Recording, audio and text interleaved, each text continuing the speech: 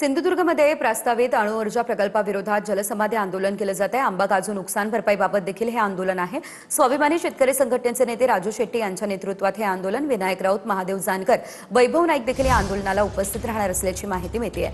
सिंधुदुर्ग या ठिकाणी हे आंदोलन आता केलं जाणार आहे। आंबा काजू नुकसान भरपाईबाबत देखील हे आंदोलन असणार आहे। अणुऊर्जा प्रकल्पाविरोधात देखील हे आंदोलन केलं जाईल। या संदर्भात अधिकची अपडेट घेऊयात आमचे प्रतिनिधी आनंद यांच्याकडून। आनंद, आपण पाहू शकतो या ठिकाणी आता जलसमाधी आंदोलन केलं जाणार असल्याचं कळतंय। काय नेमक्या मुख्य मागण्या असणार आहेत?